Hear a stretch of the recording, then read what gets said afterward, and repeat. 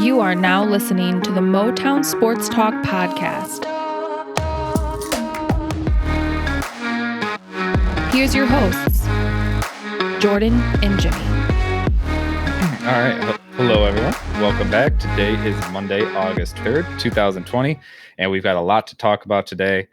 And it seems as though every time we end up finishing recording, there's always some big news that comes out immediately after as I'm editing it. So just so everybody knows, we also did an interview with Jim of the Detroit Sports Room. He got to come onto our show this time, and we got to know him a little bit, got to know a little bit about his past, how he got to where he is today. So again, I just uploaded that yesterday. If you haven't checked that out yet, be sure to check it out. First up today, we're actually going to be talking about my previous article from last week for the Sideline Report.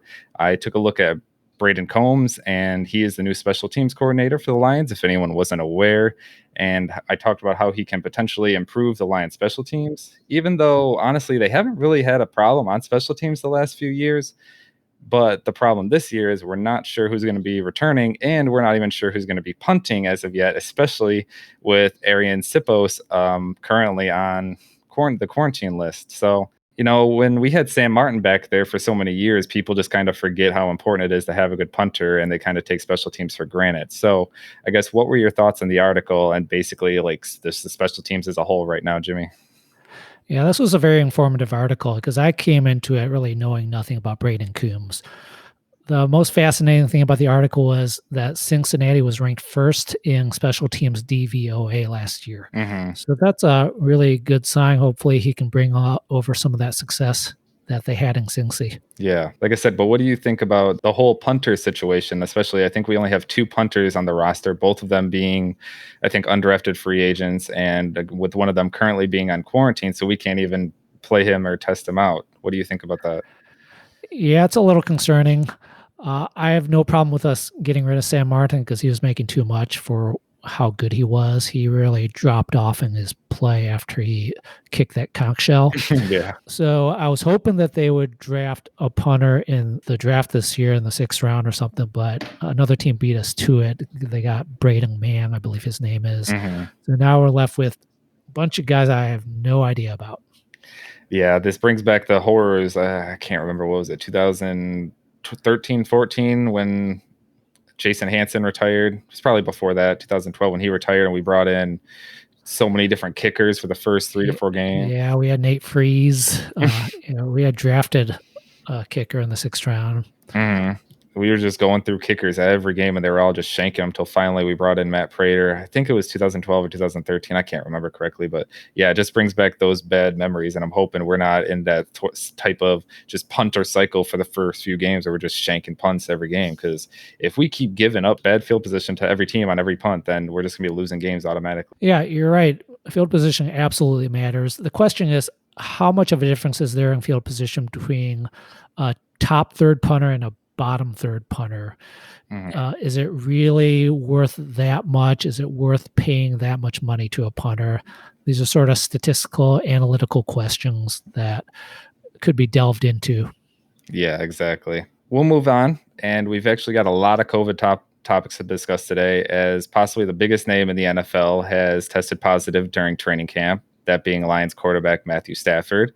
It is now confirmed that he tested positive. I'm not sure how it got out, how it was leaked, but he did test positive and is currently asymptomatic, which I believe he will be on quarantine list for at least a minimum of 10 days before he has to have 2 negative tests. Is it correct, Jimmy? Asymptomatic, you can be 5 days minimum. All right. So just hopefully a little bit shorter time he's out. But a lot of people are freaking out and assuming that he might possibly opt out, which, speaking of which, the deadline was supposed to be today for players to decide to opt out, but it's actually been moved back. It was rumored that it might be this Wednesday, but it's still unconfirmed what day it will be. So I guess, Jimmy, just what were your initial thoughts when you heard that Stafford tested positive? I think this is a good sign for the season, to be honest. If he's going to get it anyway, which there's a decent chance he would, you'd rather him get it early on the season where he has a chance to recover, hopefully build up some immunity so he can get through the season without having positive tests. Now, there's a question that a lot of people have. Can a player test positive again? Yes, you can. However, hopefully the body will clear the virus more quickly if it has some antibodies, some immunity, and thus subsequent tests would be negative as soon as possible, or hopefully negative before you even get to that next testing cycle. Yeah, exactly. Like you said, we've mentioned plenty of times in the show that we're hopefully the players get it early in the season, which as of right now, I'm pretty sure the Lions still have the highest number of players on the quarantine list as of right now. I might be wrong, but Yeah, there are only 2 guys who are confirmed positive, Stafford and Justin Coleman. We have Galladay, Hawkinson, Nada, Warrior, Jalen Elliott, who's a safety, and then the punter you mentioned earlier, Aaron Sipas. Yeah, so again, it's not confirmed if any of those have it and how long they're going to be out for. Again, it all depends on their tests because, again, even if Stafford comes back in 5 days and tests positive, he's out for what, another minimum 5 days? Or is it the longer if he continues to test positive? Yeah, if you're testing positive, it restarts the cycle. It restarts the countdown. Right now, there's 15 days of strength and conditioning acclimation period, which the NFL and FLPA agreed to. So there's plenty of time before even the first practice starts, which is day 16. Yeah. The first padded practice is day 21. So testing positive right now, being on the COVID list right now is really not any major concern. All right. So you don't really think it's going to have any effect on their training again up for the upcoming season? It depends on how good of shape they were keeping in during the offseason. Yeah. We saw Stafford post some videos throughout the offseason. He's working out. He's staying in shape. And these guys are pro athletes. You would hope good character pro athletes are going to keep themselves in shape. If they're in shape, then this missing a few days of the strength and conditioning period should not affect them at all. Yeah, exactly. And again, even if they are tested positive, hopefully they're still training and I'm assuming the coach is still sending them some type of workout or some type of training plan to do while they're away from the team or wherever they're quarantining at. So yeah, that's a good point. They can still do strength and conditioning at their home and they can still study the scheme, study the playbook at home. Exactly. So that's going to bring us into the next topic, which is actually we've had a couple of Lions players opt out, and that being defensive tackle John Atkins and wide receiver Geronimo Allison. Both were kind of, I wouldn't say fringe players, but they both had a possibility of not even making the team. And with those moves, we also have that defensive end Austin Bryant was placed on active PUP and Romeo Okwara was placed on active NFI. So another roster move, the Lions brought in defensive tackle Dalen Mack from the Baltimore's waivers to kind of supplement the loss of so many defensive linemen. Also, with you and me have talked about Austin Bryant possibly having a big role this year, a lot of that. So with John Atkins being out and Austin Bryant being placed on PUP again, what are your thoughts on that? Yeah, it's very disappointing to hear that Austin Bryant is on PUP this year. He started on PUP last year, possibly due to a lingering pec injury he had in college. Yeah. He ended up playing 12% of defensive snaps last year. The fact that he's starting on PUP again this year, very disappointing. We don't know why he's starting on PUP, what's going on, but that's not good news for him. Yeah. So that brings up the next question. Do you think that Dalen Mack can actually make the team and might be a type of sufficient replacement for either Austin Bryant or John Atkins? Yeah, I'm not expecting a whole lot from any player that's claimed on waivers at this point.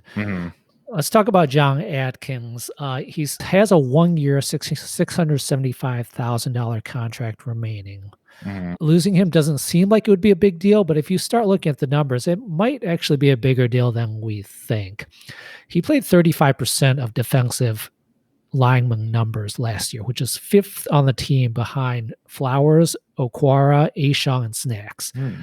Now, Ashong and Snacks are gone. Okwara, as you mentioned earlier, is on NFI for an unknown reason. We don't know if that's going to persist into the season or be an issue of the season or not. So all we have left is Flowers from last year in the top 5. Now, who are we hoping can pick up the slack? Definitely hope that Deshaun Hand can significantly increase his playing time. He only played 10% of defensive snaps last year. Hand has had elbow, ankle, and knee injuries the past couple of years, so there's injury concern there. In free agency, we got Danny Shelton and Nick Williams. And as we just mentioned, Austin Bryant, who we were hoping could play some this year, is again on PUP. Very disappointing. As far as our draft picks, we didn't delve into the big defensive lineman until the 6th round with Penasini and the 7th round with Jayshon Cornell. So we're looking a little thin right now with Atkins, Bryant, Okwara, all this recent news in the past week. Yeah, especially with defensive line being such a weakness last year. It's very tough to see us going into the season with the exact same problem we had last year. Yeah, I agree. That's concerning. Defensive line is where we need guys to be able to get to the quarterback and stop the run. Mm-hmm. And that brings up another question. I know we've talked about this in multiple episodes, but do you think it's a possibility that the Lions bring back Mike Daniels at this point? Because he's still a free agent. And again, us struggling right now to stay healthy. You're right. That's a good point. They might be thinking about that right now. They know about his medical history more than anybody. Mm-hmm. He had a foot injury even coming into last year, which is why Green Bay dumped him. Yeah. Ended up having big time injury issues last year, signed him for what in retrospect was way too much money. So it really depends on his medical report as well as how much he's expecting to get paid this year. Yeah, I do follow him for what it's worth. I do follow him on Instagram, and he posts a lot of workouts, which again, I'm not an NFL player, so I don't know. They seem like very intense workouts to me, and his foot seems to be healthy from what I can see. Again, I'm not an NFL doctor, but I do think it is definitely worth taking a look at him. Again, he knows the system already. He likes Matt Patricia as a head coach, which is a huge thing because a lot of people claim to not like him. So I do think that he might be a good addition, even if it's for a veteran minimum or just $1 or $2 million. I think he might be a great addition just to plug and play to take up, even like you said, even he plays 25-30% of the snaps that maybe could cover some of those John Atkins snaps that we lost. Yeah, veteran minimum sounds like a good price to pay for him, but we probably want to wait until the opt-out deadline is over before we actually give him that contract. Yeah, you're right. We should wait and see how many players actually decide to opt out for the season. Yeah, so the other guy that opted out, Geronimo Allison, that you mentioned. So he's 26 years old, fairly young guy, but he signed for only 1 year, $1 million. He got $137,000 to sign. Mm-hmm. We don't know if Atkins or Allison were standard opt-outs, which gives them a $150,000 salary advance, or whether they were high-risk opt-outs, which gives them $350,000 in basically bonus free money, and it's not a salary advance. So Geronimo Allison was a guy who had a decent chance of not making the team. Yeah. So him getting $150,000 or $350,000 to basically not play at all and not take the risk of getting cut actually seems like a pretty good deal. Mm-hmm. And as far as the $150,000 being a salary advance, well, good luck NFL trying to get that money back if he never earns any more salary in the NFL again. Exactly. Yeah. It's a really complicated situation. And that's what I think the NFL is trying to figure out right now, because a lot of players are either using this opt out as leverage, or that a lot of fringe players who weren't even going to make the team are opting out just so they know they can get some type of paycheck for this upcoming season. Exactly. Yep. And again, speaking about opt-outs, we'll move on and talk about how many players have actually opted out in total in the NFL. And right now, there's a total of 40 players. That includes the 2 from the Lions that have opted out. Again, that was as of this morning, I think. I don't know if anyone else has opted out. I just checked it a few minutes ago. It's actually up to 44 players. Okay, so yes, we've had 4 more players opt out, so I'm not exactly sure. But again, as of when I checked it, that the Patriots had the highest number. I'm assuming they still did, because I think the Cowboys were the next closest with only 3 players that have opted out. So the Patriots have a total of, I don't know if I said it, but 8 players again that have opted out. And if I'm being honest, I thought in total there would be more players that have opted out. 44 is kind of a big number, and that can continue to grow. We could see possibly 100 players grow, but honestly, I thought that there would be more players opting out of the season than there is. So I guess just with a lot of teams, they're pretty comfortable with the safety precautions that the teams have placed in. Like, I don't know if you saw this morning, Jimmy, but Odell Beckham supposedly did an interview a couple weeks ago and was claiming that the NFL should cancel and all this. And then he came out immediately after that and said that that was recorded weeks ago, and he's not going to opt out after he saw how safe the Browns facility was. So I guess, what are your opinions on how many players have opted out in total? All right, so let's take a look at the numbers. First of all, 44 players have opted out to date. Assuming there's about 80 players per roster. Now, keep in mind, the undrafted rookies are not allowed to opt out and get any salary advance. So approximately 80 times 32 equals 2560. So it's about 1.7% of guys have opted out so far. And they don't even have to make a decision for a few days as far as opting out. Now, you said you feel like you expected more players to opt out. I actually felt like there would be a lot fewer players opting out. So I'm interested in your thoughts about why you felt like there would have been more players opting out. I just thought with the way the MLB has been going, with their numbers have been increasing so much, that a lot of players would end up getting scared at the last minute and try to opt out right before the deadline. That was my opinion. But like I said, I guess just with a lot of players seeing how the teams have taken this and how seriously they are. Like, I know the Lions have released pictures of their training facility right now and all the plexiglass and everything that they put up, all the safety measures they have in place to try and make sure that their players are social distancing or just keeping stuff in between them. So that was my initial reaction. But like I said, we still have a few days. There could still be a lot more. But so I expected a lot fewer guys to opt out. A couple reasons. First of all, the financial incentive to opt out is fairly low, I thought, with either 150 or 350,000. And the 150 is only a salary advance, so that might not even be any real bonus money. Yeah. The second reason is these guys are NFL athletes who are used to taking risks with their bodies, pretty high risks with their bodies. And COVID does not seem to be a high risk for young, healthy people. So those are two main reasons why I didn't expect NFL guys to be opting out that much. And if the number doesn't go beyond 44 much, that's only less than 2%. So that would still be a fairly low number. But again, if we see a huge surge at the deadline, that would be surprising. I do agree with you that the financial aspect of it, that they only get such a low amount of money. That's why I honestly thought that I'd see a lot more of the bigger name players who have already made big contracts or made their money in their careers would be opting out. But honestly, some of the only biggest names that have opted out right now would be the Chiefs running back, Damian Williams, Eagles wide receiver, Marquise Goodwin, Jets linebacker, CJ Mosley, and the Vikings defensive tackle, Michael Pierce, which actually might be good news for the Lions this upcoming season. Yeah, so I would want to ask the players who are opting out some honest questions and get some honest feedback of why are you guys opting out, because maybe there's some misunderstanding or misinformation on their parts, or maybe there's something they're not telling us.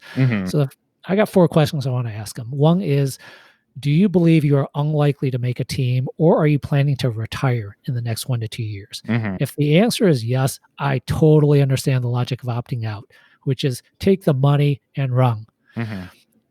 The NFL is not going to be able to get that 150,000 back from you next year, because you're going to hire a lawyer who's going to say the money's gone or whatever, and they're not getting it back. So it's not a bad deal to take this free money, not have to work at all if you're not going to make a team or going to retire anyway. Second question is, are there family issues that are concerning you? The main concern for me, if I'm an NFL player, would be if I'm in contact with an elderly or a high-risk relative or friend, and I just can't stay away from them for 5 or 6 months. Yeah. I'm not that concerned about my young wife, my young girlfriend, or both, or my young kids who might get it. The risk seems very low for people under the age of 50 or 60. Third question I have is, do the players feel like the risks of COVID-related health issues is higher than, say, me as a doctor feel it is? Personally, I don't think it's that high of a risk, but there's a wide variance in how people view the seriousness of COVID. You have Deshaun Han, who recently shared a video about COVID being a hoax. And you have other players who feel like COVID is being planted to get them and to wipe them off the planet. So there's a huge variance. Maybe some of these players who are opting out feel like COVID is a very serious, severe issue. The fourth question is, are they aware that there's no guarantee that they're going to be on a team or even in the NFL in the future? You can get cut before next season starts. You're a year older, which means you have less value. The team may have found a replacement for you in the meantime. And you also have a stigma of possibly not willing to take on the risks of football. If you're a guy who's afraid of COVID, this creates a stigma that you're not all in on putting your body on the line. So going forward next year, we got COVID-19 this year. There could be COVID-20 next year, and there could be another COVID opt-out option next season. So if you already opted out this year, teams are going to be very reluctant to sign you or have you on their roster going into next year. Yeah.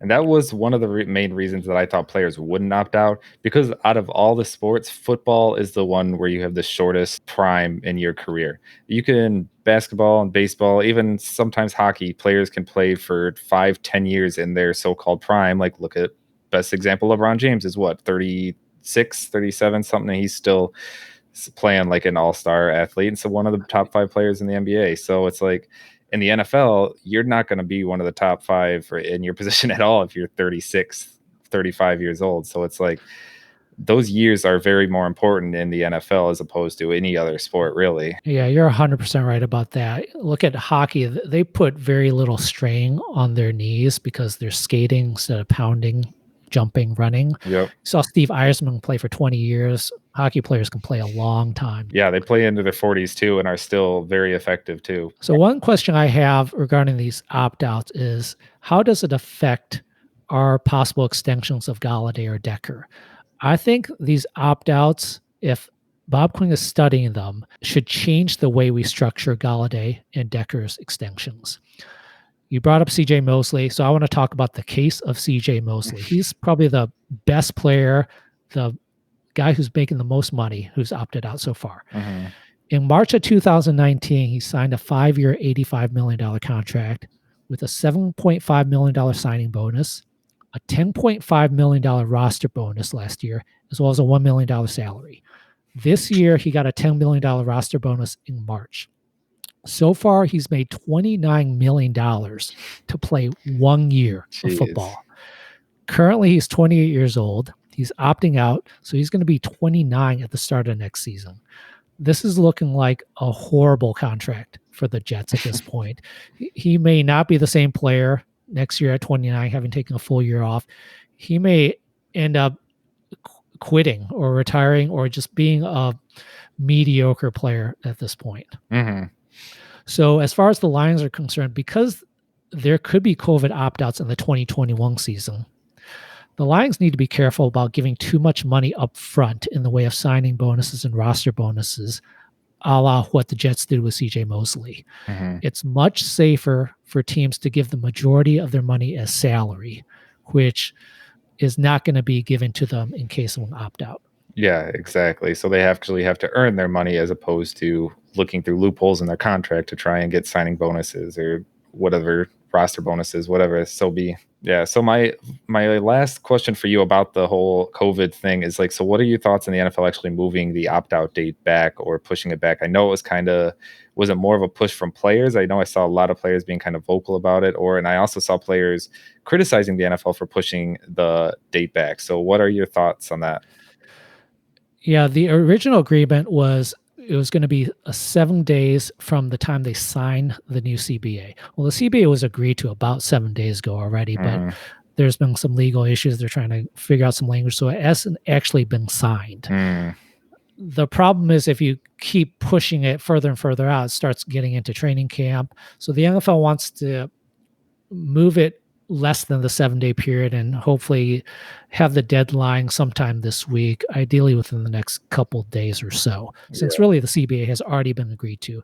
And players who are having an issue with this, I don't really see their perspective. I don't agree with their standpoint.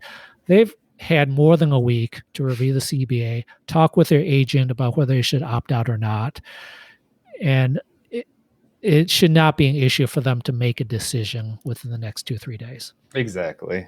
So we'll move on, and just a little tad bit of Lions news. Just last week, Jaron Curse was actually suspended the first 3 games of the season due to substance abuse, which, again, I believe this was a prior thing he tested, I think, a while ago. This is not like a recent test with the Lions or anything. So did you have any opinions on this at all, Jimmy?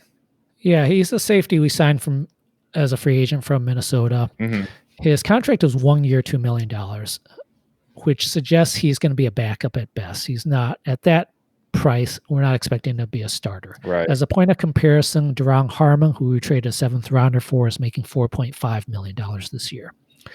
Now, here's where the suspension can potentially actually benefit the team. This is a quirk of the NFL suspension policy. Now, because he's suspended, he doesn't count against the active roster. This means we're able to stash him for the first 3 weeks of the season without taking up a roster spot. Mm-hmm. Injuries are usually more of a problem the further you get into the season. So having him take 3 weeks off at the beginning of the season, when he might have barely played anyway because he's a backup, this is actually beneficial to us. It doesn't really hurt us at all. Yeah, I agree. Especially once you get to that fourth week, that's something I kind of look at in fantasy too. I know this is kind of off topic, but I don't draft 2 quarterbacks in the initial draft because of that reason. I wait the first 4 weeks because there's going to be injuries and there's going to be people either dropping or picking up and all that stuff. So I always look at that and I try to pick up maybe a backup of a starter that got injured or something like that. But so it's necessarily the same thing. You guys just kind of keeping them stashed, hoping that maybe one of your safeties that doesn't either get hurt or is actually playing up to their potential in their contract, so that way you don't have to bench them and possibly put in Jerron Curse or something like that. So yeah, that's something again I never even thought of. That's a really good loophole, the suspension, like you said. Yeah, any little loophole we can take to basically artificially increase our roster size is a good thing in this COVID year where 71 guys may not be enough. Exactly. Now, one interesting thing about the COVID issue is in a typical year, a player under suspension is allowed to practice during the offseason and the preseason. Once the regular season starts, they're not actually allowed to be around team facilities. I don't know if that rule is going to change due to COVID or not. I'm assuming the player is still going to be tested regularly during the regular season to make sure he's negative and ready to come back after 3 weeks. But they might want to consider changing the rule to allow the player to still be around the facilities and being taken care of by the team. Yeah, exactly. It's going to be real interesting to see how they work around that rule and if they're trying to just make sure that they can keep up on the players. Because again, if he's suspended for 3 weeks and away from the team for 3 weeks, he's more than likely not just staying home, sitting there for 3 weeks. He's out doing stuff and possibly exposing himself to the illness. So probably better to keep suspended players at the team facility again. But we'll see how the NFL plays it out this year. So, and then next up, our last topic for the day, Bob Quinn recently did a press conference last week where he pretty much laid out how the team's going to be working through all this and some of the precautions that he's taken so far. And we always say that they don't really get too much from these type of conferences. They just kind of come out, answer some questions, and just give some, just basic answers. But was there anything that really stood out to you that he said or anything that you took away from his press conference? Yeah, what stood out was the amazing attention to detail that the team has undergone regarding COVID. For example, they changed the drink coolers from ones that you have to have a door with a handle to grab to an open air cooler so you can just reach in and grab a drink. Nice. They have these contact tracing bracelets, which alerts you if you get too close to a higher risk person. That's an amazing technology there. They have a new phone app they developed allowing you to order food to be delivered to you instead of having a buffet or cafeteria style. So it was really interesting to listen to Bob Quinn discuss all that. And Torrey Petrie actually had a podcast this week as well, talking with Rod Wood and Matt Barnes, who's in charge of the IDER for the Lions, discussing more of that as well. Now, as far as NFL-related issues with Bob Quinn's presser, he talked about how there's going to be no free agent tryouts currently. So it's going to be interesting to see how the NFL handles street free agents during the season. If a team has a massive outbreak and they need to bring guys off the street, in previous years, you could just bring a guy off the street and he could be playing the next day in a real NFL game. This year, what are they going to do about that? Are street free agents going to have to go through a multi-day quarantine and testing procedure before they can even be with the team? If they are, then the roster, which is currently at 71, which includes the practice squad, maybe that's not even enough. Hopefully it's enough, because if you get an outbreak within a few days of a game, there's not going to be enough time to bring in anybody else. Exactly. Yeah. So it's going to be real interesting to see how they work that practice squad, because as we mentioned before, that's kind of how they're going to be working the practice squad. But that's the thing, you can bring them up immediately from the practice squad, but if they're already there, they're being tested, they're already under, like you said, if you're signing someone off the street, then we're not really sure how it's going to play out at all. If they have, like you said, if they're going to be quarantined or what the team's going to do to take precautions to protect the rest of the team. So yeah, these practice squad guys are going to be really important this year. One thing I was thinking about the practice squad is, do we want to keep an extra punter, an extra kicker? We talked about this earlier with the punter and kicker. Yeah. If we lose our starting punter, if we lose Prater, we might want to have a kicker on the practice squad just to bring up, so we're not having to be without a kicker for a week or two. Exactly. Yeah. It's kind of just the idea of hopefully or possibly keeping a quarantine kicker, punter, quarterback, just some of those important positions. Cause like you said, yeah, as I mentioned earlier, that those horrible few years ago where we went through kicker after kicker, it's terrible to see if you don't have a decent kicker the entire game. We've lost again, we mentioned this entire last year we lost by only a touchdown or so, and how many we've seen what those simple just 3 points can make a huge change in a game. So Yeah, kicker matters, and long snapper matters too. If we lose Mubach, we could have some fumbled snaps and some bad snaps this year if he's out for 2 to 3 weeks. Again, as I mentioned it earlier, special teams is such an overlooked thing because when it's going fine, no one cares. Again, we've had Don Mulback back there for so long. We've had Matt Prater for the last few years, so people just forget what it was like to not have a good kicker. And again, with Sam Martin, again, he kind of dropped off, but still, he was a solid option at punter. He was probably one of the top 10 for the last few years still, and you just kind of get used to having him there. Now that we don't even know what's going to happen, it's going to be real crazy to see if one of, like you said, Don Mulback or the punter or Matt Prater gets COVID. They're out for a week or a game, whatever. It's going to be real crazy. I remember, what year was it? We had Nate and Dominican Sue kick a field goal. Oh, he almost made it too. Yeah, it could look like that this year. That was his rookie year. Yeah, we could have defensive tackles out there kicking field goals for us. That'd be hilarious. Yeah, this ties back nicely to the Braden Coombs article you wrote. Braden Coombs is going to have to talk with Matt Patricia and come up with a strategy for this. What happens if they lose one of these unique specialists who teams typically don't keep a backup for?